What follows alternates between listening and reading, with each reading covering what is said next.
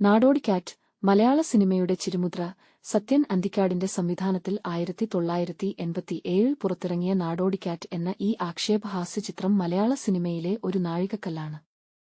തൊഴിൽരഹിതരായ യുവാക്കളുടെ സ്വപ്നങ്ങളെയും നിസ്സഹായതകളെയും അതീവ രസകരമായ രീതിയിൽ അവതരിപ്പിച്ച ഈ സിനിമ ദാസൻ, മോഹൻലാൽ, വിജയൻ, ശ്രീനിവാസൻ എന്നീ കഥാപാത്രങ്ങളെ മലയാളികൾക്ക് ഏറ്റവും പ്രിയപ്പെട്ടവരാക്കി മാറ്റി. ജോലിയിൽ നിന്ന് പിരിച്ചുവിട്ട ശേഷം മികച്ച ഭാവിയും സമൃദ്ധിയും തേടി ദുബായിൽ എത്താൻ ദാസനും വിജയനും തീരുമാനിക്കുന്നതോടെയാണ് കഥ ആരംഭിക്കുന്നത്.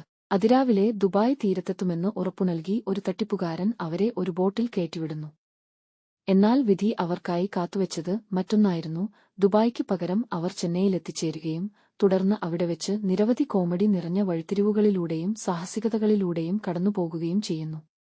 സാധാരണക്കാരായ രണ്ട് യുവാക്കളുടെ സ്വപ്നഭംഗങ്ങളെയും അതിജീവനത്തിനായുള്ള നെട്ടോട്ടങ്ങളെയും ശ്രീനിവാസൻ തന്റെ തിരക്കഥയിലൂടെ മനോഹരമായി കോർത്തിണക്കിയപ്പോൾ സത്യൻ അന്തിക്കാടിന്റെ സംവിധാന മികവിൽ ഈ ചിത്രം ഒരു തലമുറയുടെ തന്നെ പ്രതിഫലനമായി മാറി. ഈ ഇതിഹാസ ചിത്രം യൂട്യൂബിൽ കാണുന്നതിനായി നിങ്ങൾക്ക് താഴെ നൽകിയിട്ടുള്ള ലിങ്ക് ഉപയോഗിക്കാവുന്നതാണ്.